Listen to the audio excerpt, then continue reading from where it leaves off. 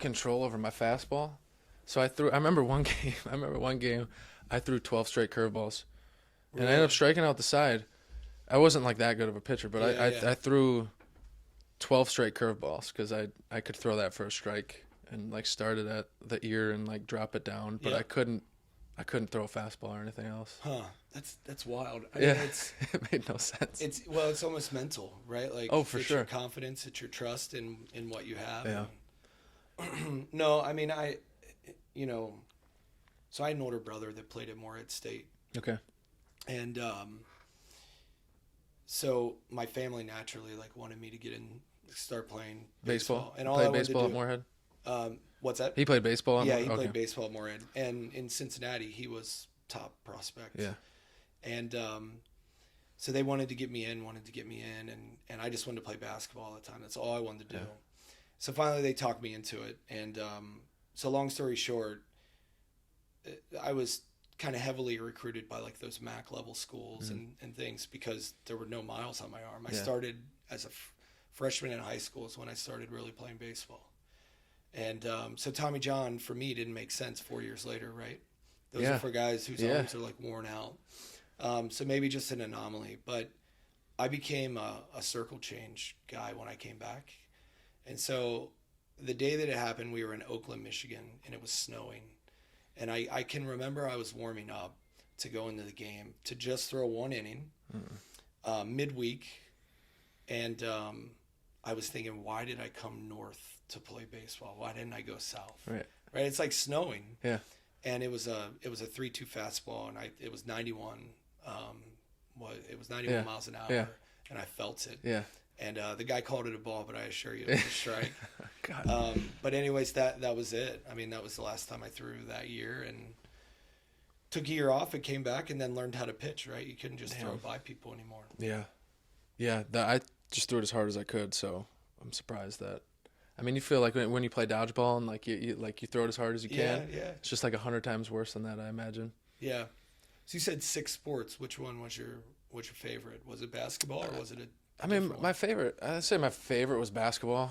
Just 'cause we had such a good team and a really good coach and like had a chance to win the state championship every year. So it was just, I mean, we won it twice when I was playing. We won it 3 times. They wouldn't put freshmen on varsity back when I was playing. Yeah. So we had a really good freshman team. I think we went like 29-0 and averaged to beat every other team by like 30 a game. Cause I mean, there's probably 4 of us that could have made varsity. Sure. We wouldn't have played, but I'd say basketball. Golf was second for sure. Yeah. I just did it because it was fun. I tried cross country my freshman year because I thought it would get me in shape for basketball. Yeah. It's completely different. It's a different conditioning, right? Completely different. I don't know who told me that, but I believed them. And like, you'd go out and run like 12 miles and then try to go to basketball practice after. And then as soon as I did that, I'm like, okay, I'm done. Yeah. I mean, I did it for the whole season, but I knew I wasn't going to do it again. No, I think that cross country, even now, like I still play, to pick up basketball really early in the morning. Yeah. And that sprinting, right? Like it's almost like a hit more style workout. Yeah. No problems going out and running 3-5 miles. Yeah. Like, do it at your own pace. Yeah, exactly. Yeah. Yeah. No, and I just started playing again. It's been a while because a lot of times, I mean, you go back and play, and it's just you play with people that don't know how to play, and you go up for a layup, and you see the guy like chasing you from half court, trying to like, he doesn't know better, but he's gonna take your legs out, and it's like I don't have time. I don't want to have time. I don't want to make time for like a broken ankle right now. No, we've got a really good group of guys, all professionals. Yeah. So we meet at 5:30 in the morning. That's We're awesome. Done by 7:15. Like everybody's first rule is everybody's going to work after this, right? So don't do anything dumb. That's awesome. We have an expansive. We're up in Milwaukee. We have a building under contract that we're gonna get in, that we bought in end of July, August, and we're gonna put a half court in there. Nice. For the same deal, same exact thing. So, I mean, it's a half court, so 3-on-3. That's the best way. I love playing 3-on-3. So have, our team or, even some of our customers, vendors, or other businesses in the business park. I'm looking forward to that. That'll be fun. Yeah. So, for sure. there's enough room for a basketball court and then a little golf simulator. So it'll be, and then we'll work too. We'll work too, but Yeah. that's important to compete, I think. No, I agree. No, that's our space. We've got like the ping pong, and I don't think it's been used except when my 10-year-old comes in and like wants to play. Yeah. Nobody uses it, but we wear the Papa shot out in the corner. Oh yeah, the Papa shot. Yeah. Yep. Are you shoot it? Do you try to hit the backboard or you swish it? What's your? No, I'm a swish guy. Two hand. So I'm ambidextrous. Oh, so you're shooting it like this? Yeah. Yep. Damn. So you must be pretty solid at it then. Yeah. So so when I was really young, all my dad talked to me about was dribbling with your left hand. Yeah. And so that's all I took it very literal. So all I did was dribble with my left hand growing up. Yeah. Well, so I got to the point, even today, I'm so dominant dribbling with my left hand, but I'm a right hand shooter. Yeah. That's good. No, it's crazy, right? Like, yeah. I prefer to go to my left, but then I want to shoot back across my body. But yeah. No, the Papa shot. I'm very competitive when it comes to that because everywhere I go, like I won't leave until I get the record. Yeah. Which I'm sure you do the same thing. Yep, same thing. Yeah. I mean, I haven't. It's been a while. And then every time you go to like Dave & Buster's, they always reset it after, like a week or two. So then you got to go back. So we've been on, when we go to Dave & Buster's, me and my son will do the knock the clown down, like the ones that you throw. So you tag team up with two of you. Yeah. Right? And there's a special order to the points. So you got it down. The ones on top are worth 30 and then 20 and 10. Yeah. So you hit all those first, and then as they're coming back up, you knock off a couple easy ones. Yeah. That's awesome. But your kids are still young, so. Yeah. No, you were talking, and I haven't, surprisingly, so my kids are 5, 4, and 2. Okay. And I mean, we now could bring him. We probably could bring him to Dave & Buster's. I mean, my son he's super athletic, and it's not like, he is. It's not like every parent that says that. Right. And he's a lefty, and he can throw it. So I'm looking forward to him playing. He's going to play everything. That's every baseball parent's dream, yeah. though, right? He's a lefty. Like to have a lefty. Like, that's awesome. And, but I remember seeing one thing on Twitter the other day was like, there's a 6U baseball, like traveling baseball. Yeah. And there was this message. It was like 5 paragraphs long from like the director just talking about, we got this right fielder. He's amazing. He's only 4. Traveling. These kids are traveling in Texas. It's not possible. Well, it makes no sense. Yeah. I mean, you talk about Tommy John. No, you're right. Like, these kids are going to start having it, which I think they already are. I mean, I know kids that have had it in high school. Yeah. And now it's probably just going to keep going down and down. I mean, it's just crazy. No, I agree. Well, we started young with my son, but it was like a rec level. Yeah. And then by the time he was 8 or 9, he was on a team that was playing 40 games a year, and so I took over as the pitching coach. Yeah. And the main reason why is I wanted not only to protect my son's arm, but every kid that was there. So I just didn't trust these dads that are really great guys. They don't know what they're doing, and they're overusing kids, right? But well, you get it. Yeah, you get it. You're in a perfect spot to be that person, obviously. To do that. I mean, you rub some people the wrong way because, there's like a 9-year-old championship game on a weekend and you're up 3-2 and you're like, I don't care. He's at his 60 pitches and you want to bring him out, and the dad comes up and is like, hey, we need him to stay in. It's like, dude, a 9-year-old plastic trophy means nothing to these kids, right? Like, but his arm being there in 10 years will. That's one hesitation I have of coaching, of just dealing. I mean, but at the end of the day, we'd have to deal with it. Whether you're out in the stands or you're the one coaching. But it's just the parents these days are, and I don't know. Maybe parents have been crazy all along. Maybe. But yeah, I mean, it's like, I think most of the time. I don't want to say most of the time, but in that instance, like the dad probably cares a lot more about winning that game than the kids do, and it's just. So I mean, I'll just like throw this little smidge of like what I learned in doing it, because I coach my daughter's basketball team just as an assistant now, and the head coach is really a good guy.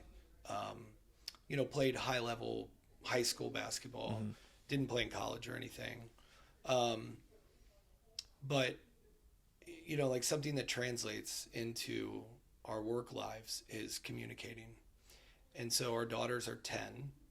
and we communicated to all the parents at the beginning of the year, if we're in pool play, everybody will get equal playing time. Mm-hmm. When we go to bracket play, we're playing the win.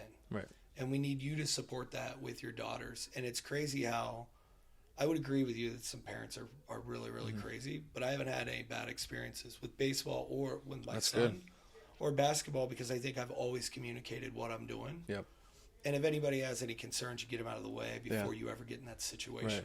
Right. You know? No, like remembering back, my dad did the same thing. But that's a good point. I mean, you just have that conversation up front. Yeah. No, that's a good point. You were talking about the difference of, before we started recording, you were talking about the difference of team sports and individual sports. Yeah. So what are your thoughts on, and you said your sons both play basketball and golf? Yeah, so I have a son and a daughter. Son and daughter. Okay. Yeah, same thing. So basketball, and then they both play golf. My daughter's just kind of getting in. My son is like a tournament golfer, and we travel a little bit. And yeah, that's awesome. And that started, during COVID, actually, when everything shut down. That's when he started playing golf. So he's only a couple years in. Yeah. But yeah, so you always hear about how great team sports are for building, the ability to work in a team, the ability to lead a team, whatever it may be.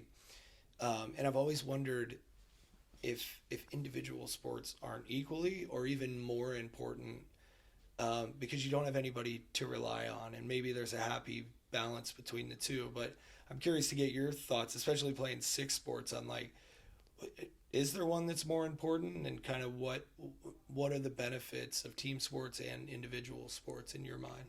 I think when you asked the question earlier, I never really thought that in depth of it, because I just looked at it as like playing sports, and how does it translate to whatever you're doing.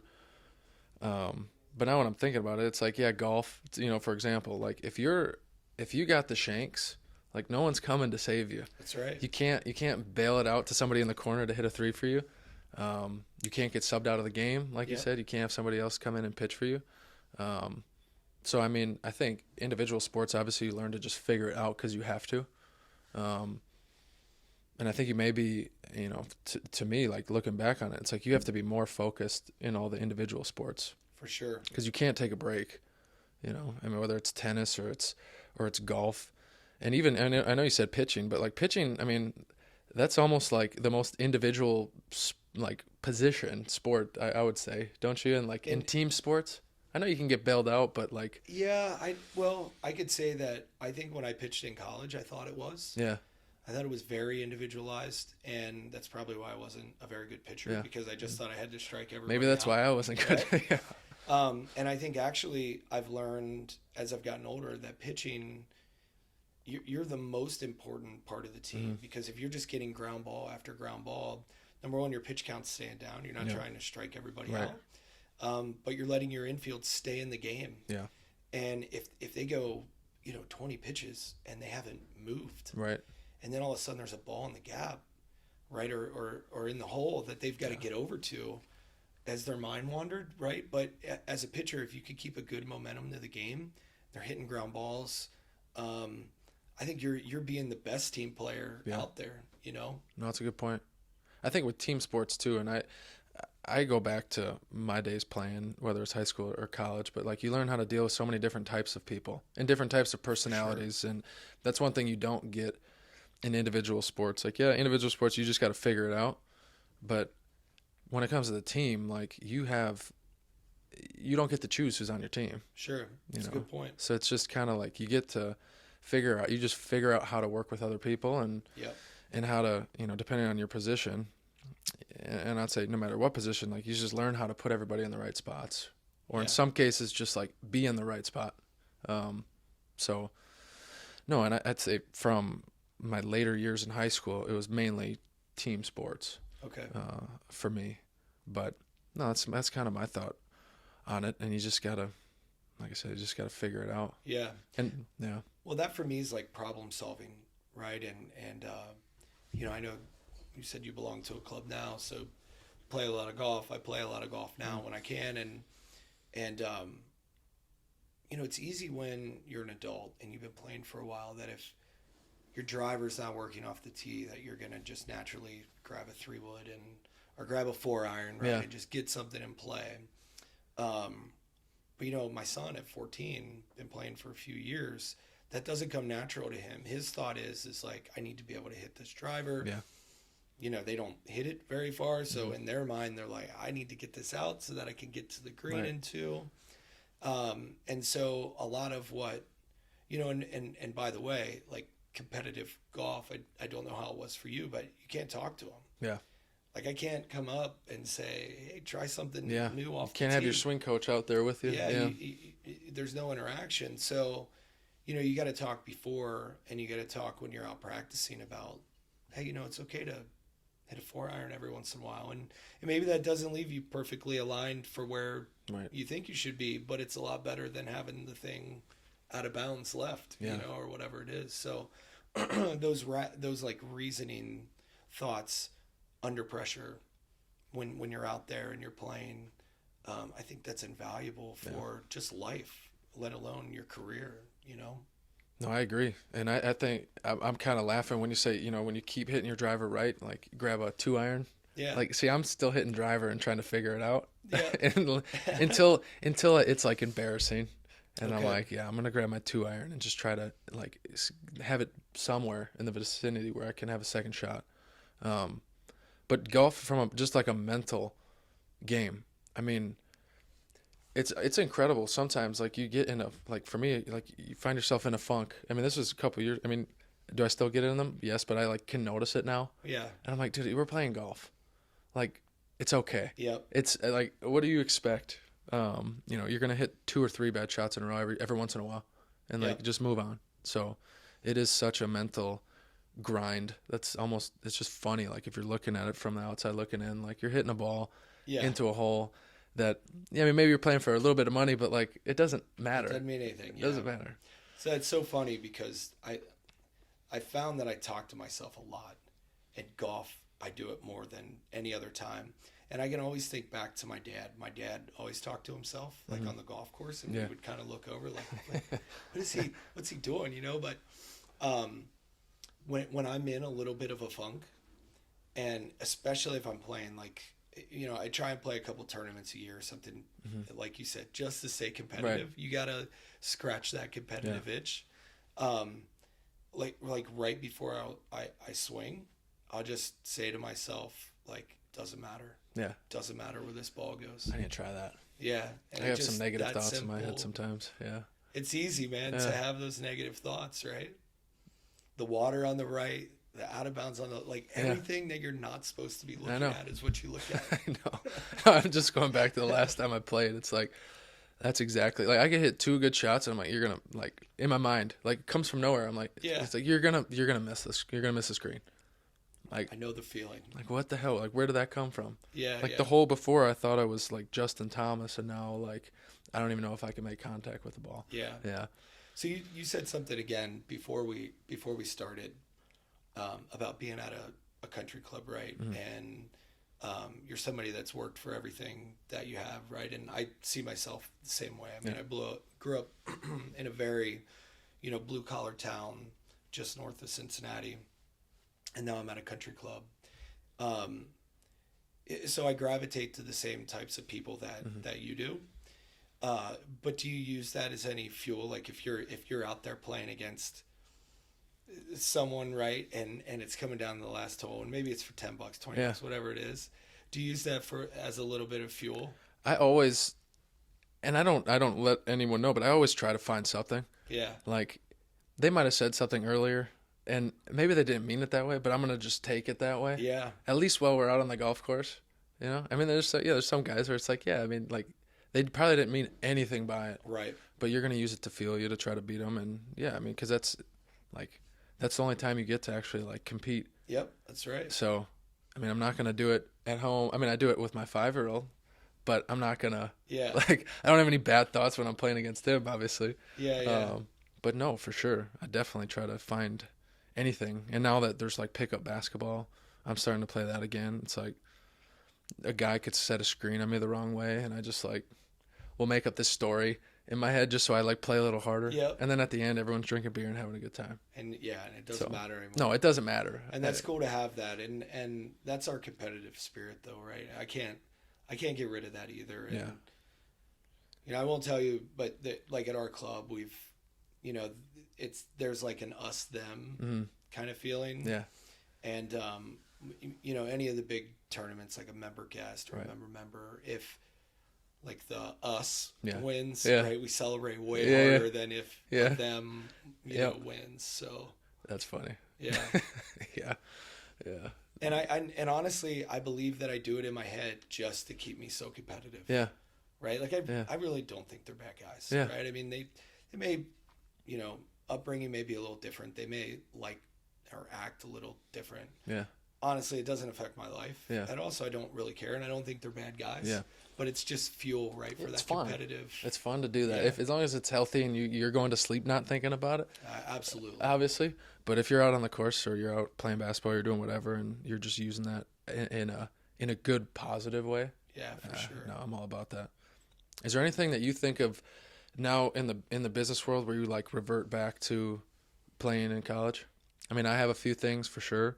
But I'm just curious if anything like comes to mind that you like go back to, whether it's like getting through a ridiculous conditioning drill or grinding out, whatever. I'm just curious if anything comes to mind immediately. No, that's funny because I've thought of that in the past. I really feel at the beginning part of my career, I leaned on a lot of things from college baseball and mainly you talked a little bit earlier about just different personalities and different people on the team, and really thinking about that in my professional life and being able to work with everybody and like really trying to be a team player. And sometimes if some people see themselves as a leader and they're really not, right. And I think other people really learn to become a leader. But I think one thing that I really learned was don't overstep that early, and like just be a part of the team and really like listen and learn. And I do think that comes from team sports, because a lot of times if you're not the star player that's going to get drafted and go on, you're just like one part of that team, that collective that's trying to do something. So I think early in my career I did. I don't think that there are things now that I'm leaning on, still. How about you? I mean, for me, it's more like the mindset, like, and I was confident back then, and our coach always said like true confidence comes from the work that you put in, which I still to this day, like, I believe that. I mean, you gotta, just because you work hard doesn't mean you're gonna get anything though. Yeah. But I think my mentality, like if I would have set my goals higher back then, I know I would have achieved more individual success, which obviously would have meant better team success. So I think my expectations for myself and just understanding like the possibility of getting to wherever we want to get, like just raising that bar. Yeah. Not really letting anyone from the outside world get to, determine your ceiling, So, I mean, not, and really just from like there's really nothing else other than the mindset. And then I look back we did some crazy conditioning. Like, I know he's not doing it anymore, but it's just you get in a tough moment. It's like, okay, like I remember like I felt like I was almost dying. Like I could get through it, and you like, and you look back and you like, I don't know, probably there's guys before us that think we had it easy too. But for me, I'd say I'd go back to the mindset all the time and just realizing that I think more is possible than what most people think. Yeah. No matter who you are, it's just, you put in the work, you're disciplined, and you're consistent, like all that's gonna, good things are gonna happen. Absolutely. So. Well, I mean, as you were talking, I was thinking about one other thing, and that's, I'm a big, like, I'll bet on myself guy, no matter what it is. Mm-hmm. And whether it's, for me, I was a setup guy after Tommy John, but I wanted to come in the game in the 8th inning with bases loaded and 2 outs and we were up one. I wanted the ball right there. And then my roommate was our closer. That's awesome. So I wanted to come in and get out of the jam and then hand the ball to him, you know, clean slate and say, go finish this thing out. And I think I've carried that totally with me. You know, if there's something really critical that we need done, you know, I want to bet on myself. Like I want to be the guy. And I think as I've progressed though, you know, you got to put other people in those situations as well. There are other people that really want that chance. Mm-hmm. And so sometimes I got to suck it up and go, we're going to let this individual kind of, you know, close this deal or whatever it is. But definitely, I mean, still to this point, right? I live for those moments. And I think there's a happy medium between, you know, there are people out there that create those moments so they can be in them. Right. And I definitely am not one of those people, but when it comes up, I want to rise to that challenge. Yeah. And that was all sports, right? Yeah. That pulled that in. Yeah. No, it is fun. It is cool to look back at all the parallels. I mean, it just makes sense, right? Like if you're in the gym every day shooting 1,000 shots, like when you're in the game, good things are going to happen. You know, you get the opportunity, like you're doing it so you can come in and the bases are loaded, right? Like that's why you're put in the work. And I mean, at the end of the day, I think I'm looking at it now more so where I'm just putting in the work, and then whatever happens. Yeah. Rather than like, kind of like you said, like I'm not doing it to honestly get to like a certain point or like have any individual accomplishment. It's just like, I just want to keep doing the right thing every day and bringing in more people that make it way easier for us all to do it, and having everyone aligned on the same page and like, see everybody's life get better. I mean, it's just funny how you kind of shift from being selfish, I would say, in a positive way, to now more so just like about the team. Yeah, no, absolutely. I mean,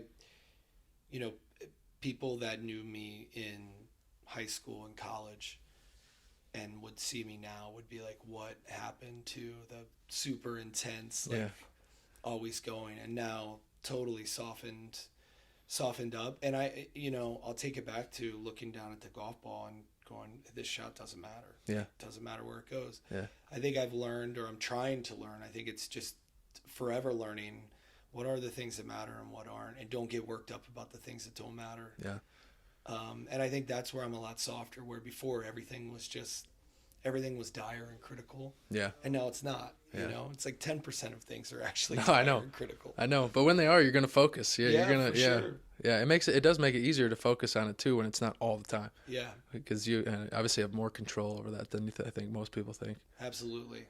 All right. So totally random. I got to bounce this drill, right? You played high level college basketball. So you talked about, that last second shot, whatever it is. You talked about baseball, but I'll bring it to basketball.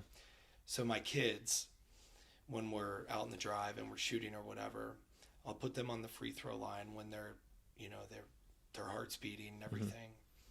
And I'll throw it like a ref, and I'll say, okay, now close your eyes and just stand there. And like, they get so nervous because they normally get the ball and there's some little two dribbles, whatever, and shoot. Yeah. And it'll be like 6-7 seconds. And I'll say, okay, open your eyes. And they'll kind of be like smiling, looking at me like, I don't know what I say, okay, go through your routine and shoot the ball. And the first couple times we did that, my son's like, that is the weirdest thing that I've ever felt. And I said, that's what it's going to feel like when you have that free throw to win the game. That's awesome. And then so now they're getting better and better. But I'm going to tell you the first 10, 15 times we did it. Like, I'm talking, there were some air balls in there. But it's like what's going through their head, right? Like, what are they thinking of? Yeah. Yeah. And when you tell them to close their eyes, right? And they're just standing there at the free throw line with their eyes closed. They don't really know what's going on. Right. And I'm like, that's what it feels like to have a game winning free throw. And if you can do it here, you're going to walk into that spot and be like, I've been here 100 times. I can do this, No, that is true. Just being put in that you have to be able to simulate those, because you can't practice it. Yeah. But it's like you said, but it's doing that over and over and over again. It makes it, I mean, again, I don't want to make it seem like I was like this all-star basketball player, but I did have one where we were playing at Butler, and I think I was shooting with like 2 seconds left. I got fouled, and we were down 2. Okay. And it was sold out like at Butler. So I mean, it was packed, and I truly did not hear anything. But that same thing with you with baseball, like, and it's hard to explain that, because most people see it and it's like, how can you hit a golf ball when there's on 16 at TPC Scottsdale, like it's just like you don't hear There's it. no one around. Yeah, there's no one around. So it's just it's cool that you're doing that with your kids, because I mean, number one, it's good because it gets them off rhythm, but then they can actually like learn to visualize that going in, absolutely. and not just think like, all right, my dad told me to close my eyes for 6 seconds, so I'm going to think about some random video game that I'm going to play later with my friends or something like that. It's like, just stay locked in. Yeah, for sure. Yeah. We were talking about just like being authentic. Yep. And like I said, I wasn't, when I sent you the invite to come on, like I wasn't expecting you to say yes. We had never met in person, and I've followed you on LinkedIn and vice versa. So, I mean, you said that's one thing that you definitely try to do with your team. And I mean, I can tell just in our conversation, I feel like that probably comes very easy to you. I don't think it always did. And what I'm really interested is in, I'll say my first 12 years out of college, where I didn't really know what I wanted to do or what I wanted to be. But all I knew, right, is like work was work and your personal life was your personal life. And I wanted, just very straight. I don't know the word to use, just very, don't let anybody in. It was all about work. And I don't want to say that I struggled early in my career, but I felt like it was just plateauing, but it never really went anywhere, right? However you want to describe it. Mm-hmm. And then just one day I just kind of said, screw it. Like I'm just going to be myself. Like I'm tired of trying to put on an act every day. And then things started happening that I never thought would happen, right? And people start to open up to you, you start to learn, and then you learn to listen, which I think is a huge thing. And when you learn to listen, I think people start to become themselves a little bit more. And now you don't have any platitudes or any like things that you got to guess around. So in terms of getting things done or working as a team or whatever it is, you being authentic with others, like that, they reciprocate just naturally. Yeah. And so I'm really, that's something for the last couple of years that's really caught my attention. And this is like the most dressed up that I've been in a year, right? Like since the Modex show down in Atlanta. Yeah. I'm normally in like jeans and a hoodie every day at work, and it's just who I am, right? And as those things happen, again, I think other people kind of get more comfortable, and business becomes easier because you don't have these artificial things that you got to work around anymore. Heck yeah. That's I mean, it's just funny. I have the same exact thought, and Ben knows, and everyone at 2-3 know, because we all have hoodies. We all have company hoodies. Yeah. And it's like, well, why? Like, at the end of the day, we're working with people that are in warehouses. Like we don't, and if I show up to every customer site in a suit, like I'm getting judged so hard. Yeah, for sure. And I mean, going back to just being authentic, it's just like, you look at any good relationship that you have, right? Like you can't build a relationship without being authentic. Absolutely. One that at least lasts a long time and is truly genuine.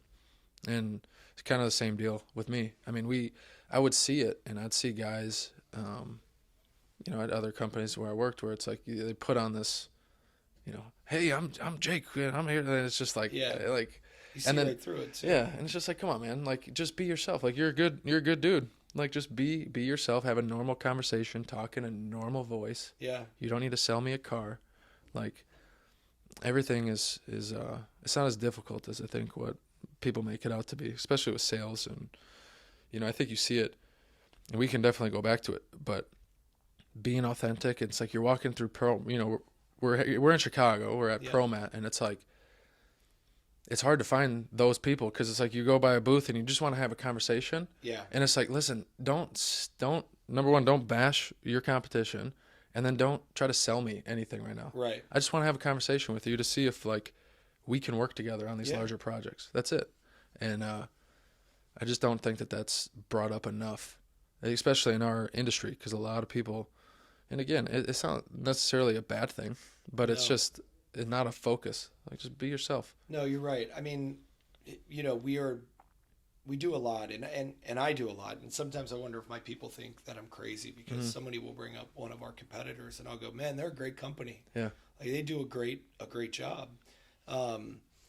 You know, and I don't follow that up with some cheesy line that's like, but I think we do better because of this, right? I don't. Right. I just go, man, I know a lot of people over there. They get some really talented folks, and they're really good at what they do. And you know what? Sometimes we end up working with those people, and other times they're like, yeah, good, validated, and I'm gonna go work with whoever, and that's totally fine. I mean, I believe that at least in material handling, yeah, there's a lot of us out there that do kind of the same thing, but you know, we're very data driven. You know, our business is focused around delivering AutoStore. Yep. And there's a pretty clear business case on when AutoStore fits and when it doesn't.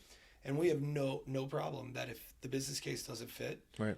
we'll tell our client, like, you don't want an AutoStore. Yeah. It's not going to work, right? It's not a good use of your money. And here are 3 companies or 3 technologies you should look at because they're going to be a good fit.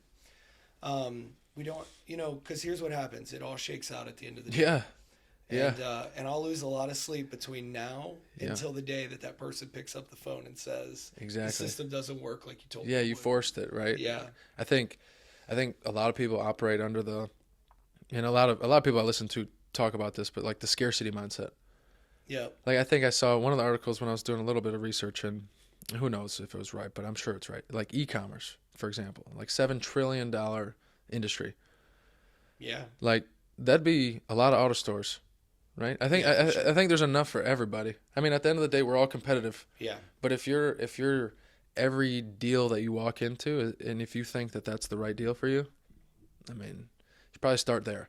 Yeah. You know, like start there. That's probably the problem if you're sure. if you're not having success. It's just like not everything is AutoStore. Not everything is honestly us working with the customer. You know, I mean, it depends. Yeah, absolutely. No, and you know, you said it. Like this business is. I mean, this industry is about as hot of an industry as you can be in right now. It's not going away anytime soon. Yeah. And so again, I think, you know, companies really have to find out just where they play, where they do best, and where they can have a good relationship, right? I mean, before I got into this industry, I was in elevators and escalators, and, you know, so it's like a construction. I'm very operational minded. I don't really come from a sales background at all, although, you know, I'm really involved in our sales process now, and I'm kind of on that front end. And I haven't changed, right? I'm still an ops mind guy. I walk into a warehouse and I go, what is going on over here? Right. Do we need to incorporate this process in the whatever you're looking for with an auto store, right? So, you know, and I think that again, there's a good fit for us and what we're trying to do, and we found that. And then there are others that I have no interest in. Even if they want an auto store, we're just not a good fit. Yeah. Right. Like the relationship's not going to be good. You know, and that's okay. Yeah. For sure. It took us.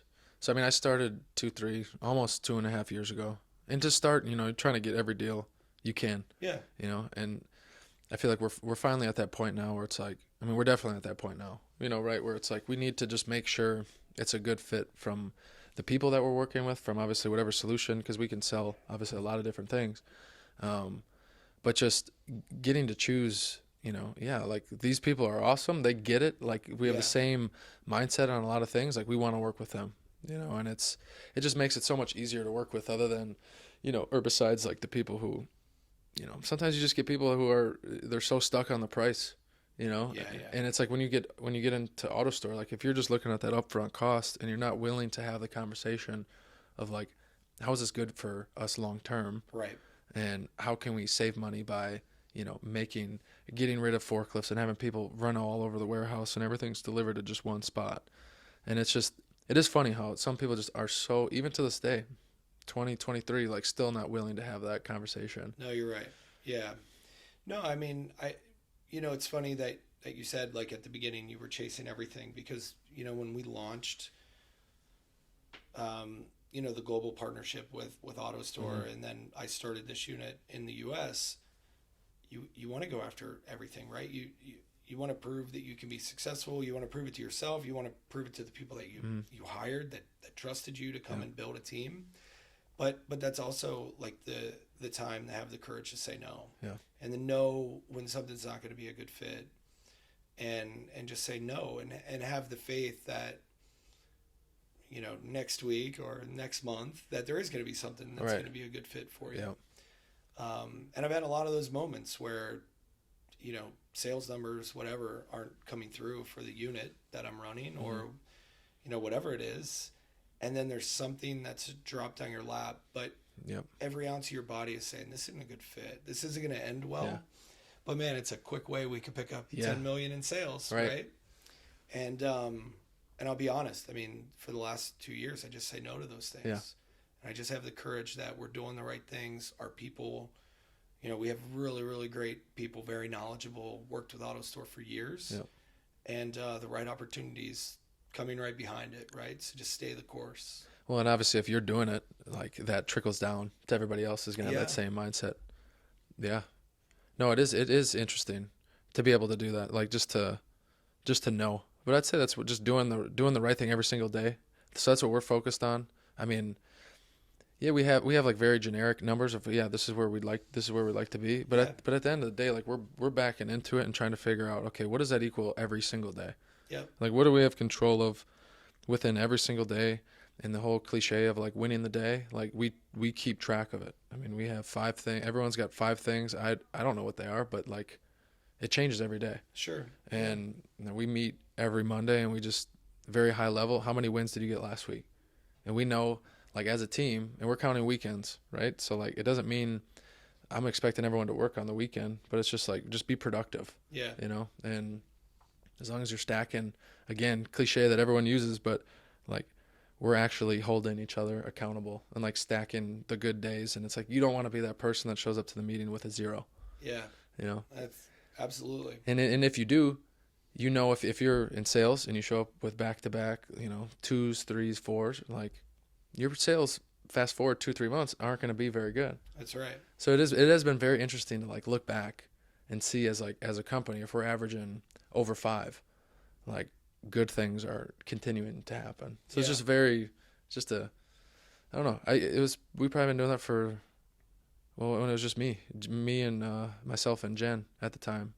And I had no idea, like, if that was okay to do. Yeah, yeah. Like, we're going back to books, right? Like, I didn't know if we could give books to everybody. Everyone reads the same books when they come in. It's in the same order. And we've read the Compound Effect. Really all about just creating momentum and everything. And then we all read Extreme Ownership. Okay. So it's just a mindset of, like, we're not blaming other people for anything. Yeah. But it's just, you can be authentic. You can say no to deals. You can, like, there's no right way, and that's what I think I had to figure out is like, you could read a book about business, but like, if you're just yourself, unless you're a horrible person, like, well, that's a good point, right? Good things are going to happen. You need to change. Yeah. No, I agree with you. I mean, I think there's no magic formula, right? Because each person is a little bit different in how you lead and in just how you work. I mean, it's funny because we'll have people that will join our team and they're really good at what they do. They're a really great engineer. They're really great, software developer, whatever it is. And they have a good personality. And so immediately I go, man, this person's going to be a great leader. But I never stop to ask them, like, hey, do you want to lead a team someday? Or like, and there are people that don't. Yeah. And they have a phenomenal skill set. And maybe they've tried it in the past and they didn't like, maybe the stress and the anxiety that goes along with it sometimes, or they don't like something, But it's so funny that everyone's different in that regard, And for me, I see someone that has, is doing a really, really great job. Yep. And I go, man, they're going to be an amazing leader. Yeah. And that doesn't just always correlate, by the way, right? Yeah. They're really, really good engineers. That doesn't mean that they're going to be a really, really good manager of people. And it's just everybody's different, right? Everybody's makeup is different. Yeah, no, it's been cool to see that because I never managed anybody before I started 2-3. Like, I was just I was the sales guy, doing my own thing, like, so I was all just kind of trial and error. Yeah. And I'm like, I'm just gonna do what works for me, and let everyone else decide if that's what they want to do, something similar to that. Yeah, yeah. And kind of have their own twist to it, and so it's been, I don't know, just having this conversation, just thinking about that, like it is really cool to see how just different. I mean, we have 7. I mean, there's 14 of us total. Okay. Between both companies. Yeah. But on the 2-3 side, and then we have an install company as well. So it's pretty much split. Okay. 8 and 6 actually.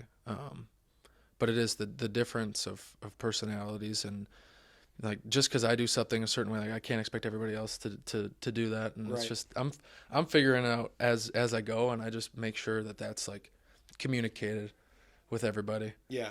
Like, I don't know. I mean, I'm not saying I don't know. I'm not saying I have no idea what I'm doing. I think I just know what not to do at this point. Yeah. Like, that's a great place to start. Yeah, right? things what not to do. I mean, I still obviously make mistakes, but it's cool to see everyone just kind of figuring it out as we go. Yeah. I know this. I don't like commonly say this, right? But I know that my biggest weakness as a leader is if I've done something in my, the past couple years that I know got a result, and then someone else wants to do it a different way. Mm-hmm. I have this internal struggle with myself every single time on like wanting to steer them to do it the way that I would do it, and having to pull myself back and say, look, that doesn't mean that there's only one way to do something, right? And where it's my biggest weakness is if their way is starting to fail, right? Yeah. Then I'll want to jump in right away and steer it to the way that I know has worked in the past. And that's a constant battle, and something that I'm always trying to get better at is, you learn from mistakes, right? So if our people make some mistakes along the way, it's totally fine. Yeah, I was going to ask you, how do you handle that? Because that's something I'm still trying to, I'm obviously trying to get better at that too. Is like, there's certain ways that I know, whether I'm laying out a warehouse a certain way, and it's just like, and how I'm managing that project, and you see something go wrong, and it's like, it is better to just have them figure it out. In most cases, unless it's something where, it's a very obvious fix, but yeah, it's just learning from your mistakes. One of the president of the company I worked for before, like, he always said that.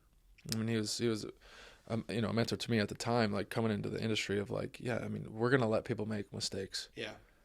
And I never thought of that, because like you grow up and you're in high school, you're in college, and you think like everything is so cutthroat because you watch the movies and you make one mistake and you're fired. And, and there still are companies like that today. Sure. But, working for a company that you're allowed to just kind of figure it out. Yeah. And I don't think I really saw that until after I started 2-3, of how like valuable that was. Yeah, yeah. No, it's a really good point. I mean, for me, and that weakness I was talking about, and honestly, I'm having this epiphany like right here and now. Mm-hmm. A couple years ago, we put something in place in all of our different departments, and we called them absolutes. And I was working at a big company at the time, and they had a process landscape, and you would go into this thing and it would take like 5 minutes for the web page to even load. That's how big it was. Yeah. And it was these swim lanes, right, with all this decision tree, and you could just, those images that people like zoom in on. Yeah. It just keeps going and going. That's how this thing was. You would click on one thing, it would take you to another one, and so everyone complained about it, and basically they had gotten it to the point where they just wanted you to follow this path every single day. Yeah. And they don't want you to think, just follow this path.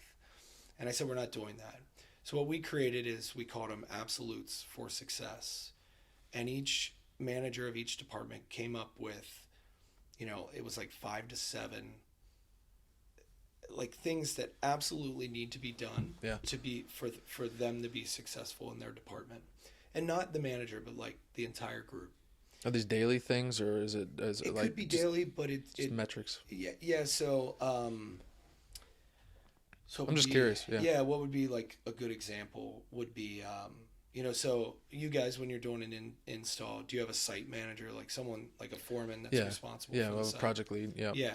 So we have a site manager. So that site manager, like one of their absolutes is they will fill out their daily report every single day before they leave site, and they'll send it. Yep. Because what we would see is they would have the best of intentions to going back to the hotel or home, and then they'd forget, and then whatever. So it was like, hey, yeah, we have this massive process, but here are the 5 to 7 things that we guarantee we will be successful if we do them. Mm-hmm. Just these things. Everything else, it's like great recommendations that we should probably do it, because if I tell you not to, company may be really mad at me. Yeah. But if nothing else, just do these 5 to 7. And what I was just talking about, right, is, those are great guardrails, and everybody else should have the creative freedom outside of those 5 to 7, right? Because we don't kind of think the same way, but we've already said, like, these are the most important things that we need to do. And I think the way that I would define it to the team is, if it's 11:30 at night and you're on the road and you're really busy and you're like getting ready to fall asleep on your computer, right? And you're like, I only have time for one more task. What should it be? It should be something on that list. Yeah. Right? Because those are the things we've said, like with 100% surety, will make us successful. Yep. And I'm thinking right back to myself, like, we already have those guardrails in place, and we've done such a great job that I don't need to control everything else that people do to do it the same way that I would do it.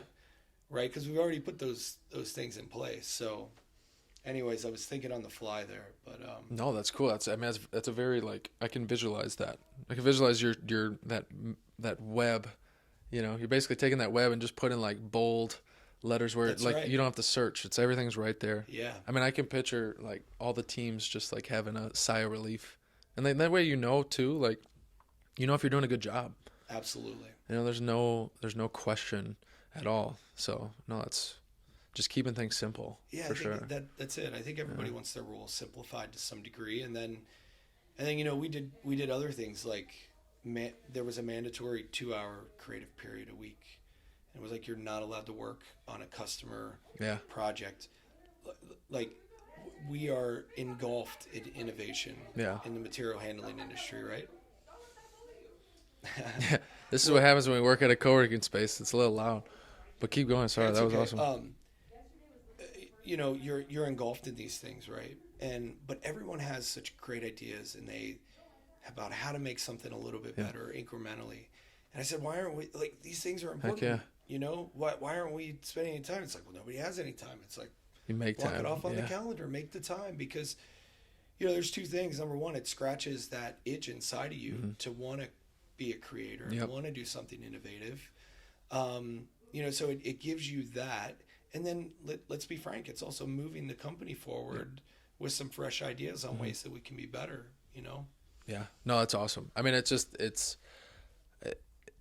we're doing very similar things with that, because when we meet with our sales team, like, that's what we say. It's like, this isn't like we're buying pizza and we're going to talk about all the deals we have.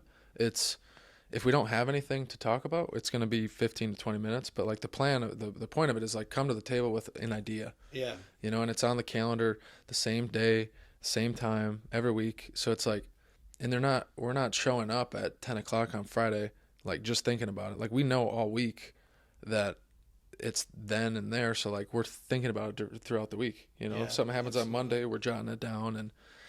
And what's cool about being in a small company now, it's like, if we have an idea, like, we can just do it, And I think most big companies can do that too. It's just a little more difficult. Absolutely. But that's the benefit that we have now. If like we have an idea, like we had an idea on, it was like 8 days ago to redo our website and just make it even more simple. Yeah. Like that's done.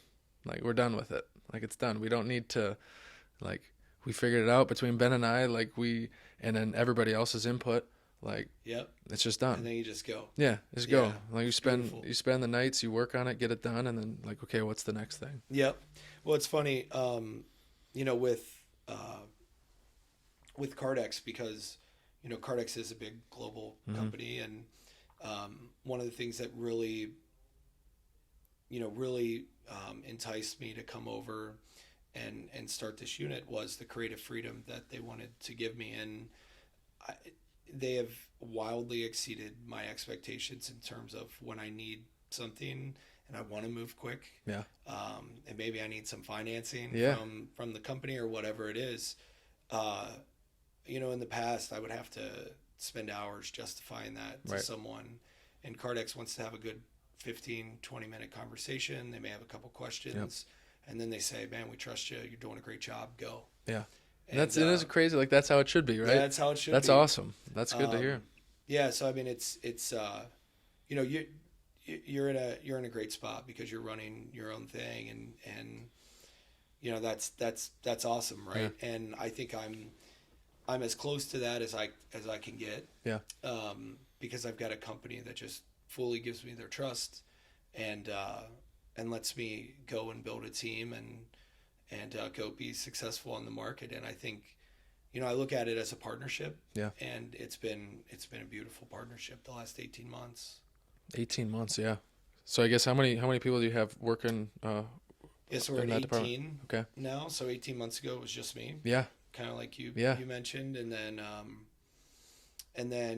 so we just recently decided that we're going to build our own WES for AutoStore. Yeah.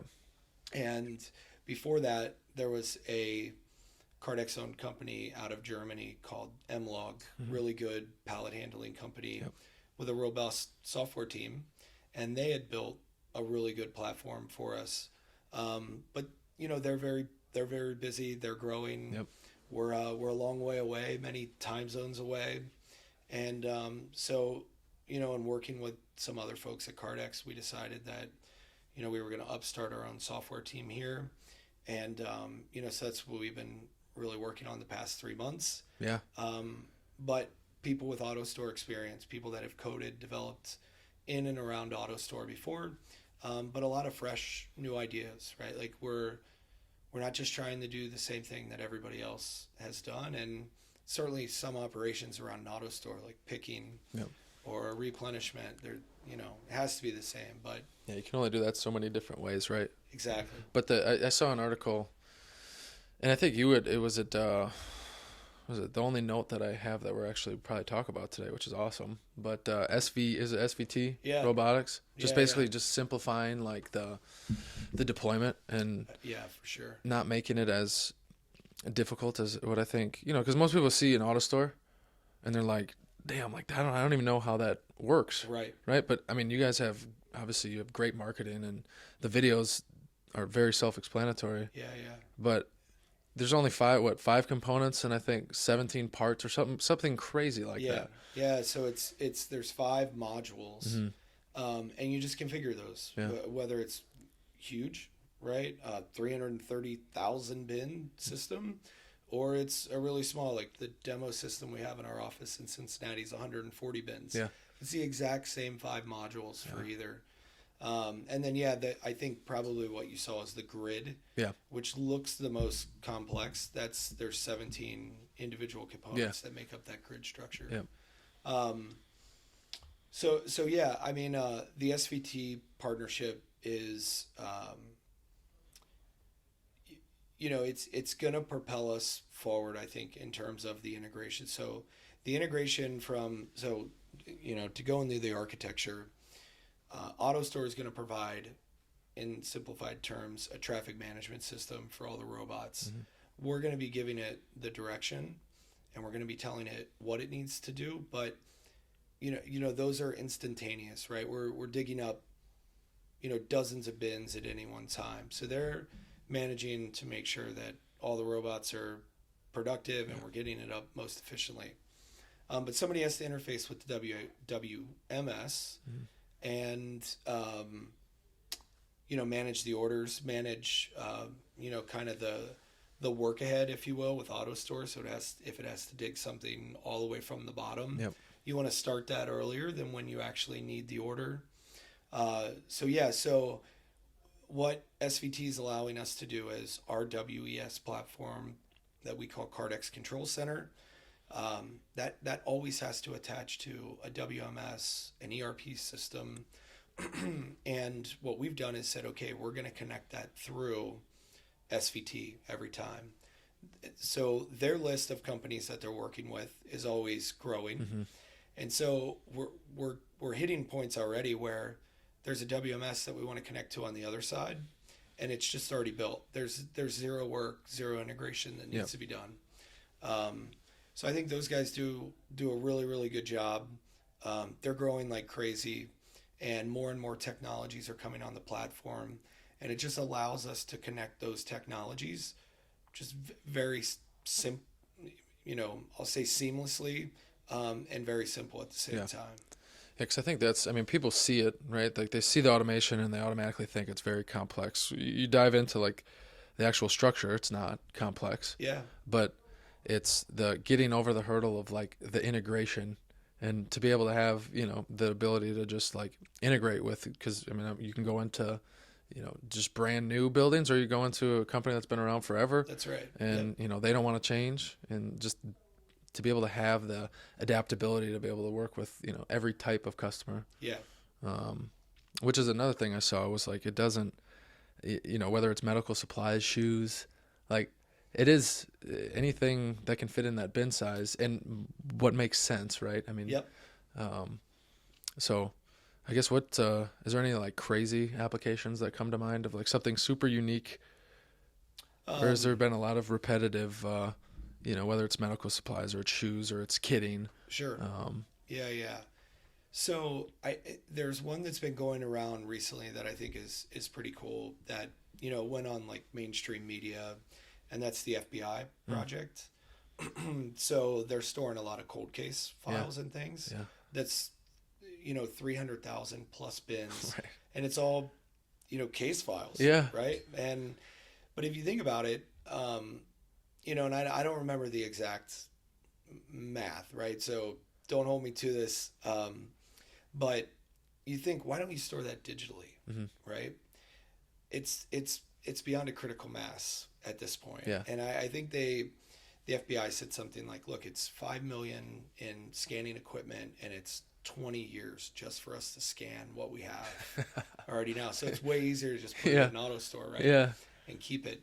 Well, you could do both. Really cool. Yeah, you could do both. Just have it buy all the scanning equipment and have the AutoStore just feed it and keep going. Yeah, that would be good. Yeah.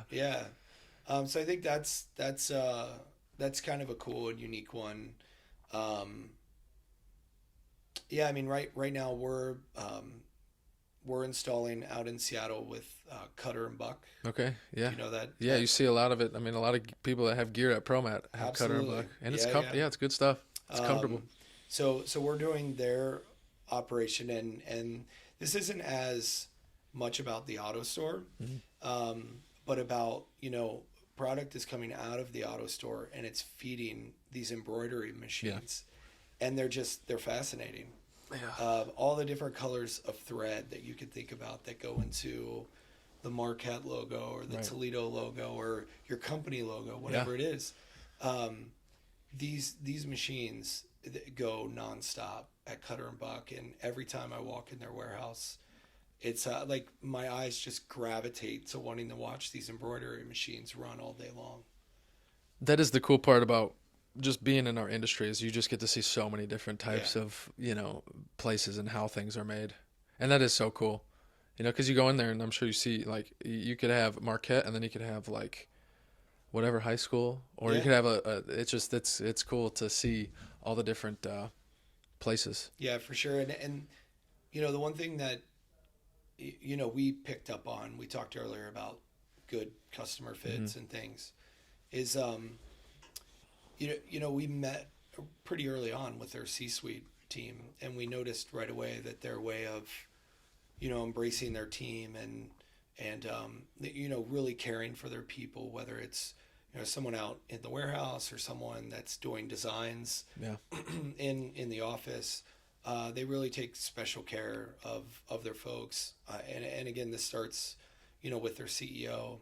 And we immediately gravitated towards that as a company that, we wanted to be able to work with, because they just give off this energy of a really good ethical company and one that's growing. I mean, they're growing like crazy. So what's well, I was gonna say, I mean, touching on just like you can, you know the people that you want to work with. Yeah.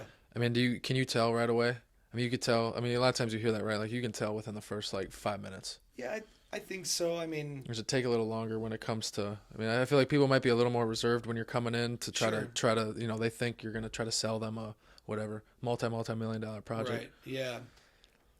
I wouldn't say in the first 5 minutes, but just say collectively, like in the first 3 hours of your interactions together. Yeah. Because the first person that we normally talk to is someone that's providing us raw data that we could start to analyze and look. But when you start presenting the findings of that out and you start hearing a little bit more about, what they're trying to do and what their project goals are, you start to know whether you're going to have a little bit of work here to do to make sure you're a good fit. Or if customers really, really get it. I mean, we're working with a couple other companies right now that are being very, very thorough in their analysis on whether this is a good fit for them. Mm-hmm. And they immediately have popped to the top of the list of companies that I really hope we get to work with, because they're being so diligent, and they're asking all the right questions, right? Every day they've got a list of questions for us. And that just tells you that they're just going to be in a great spot. Yeah.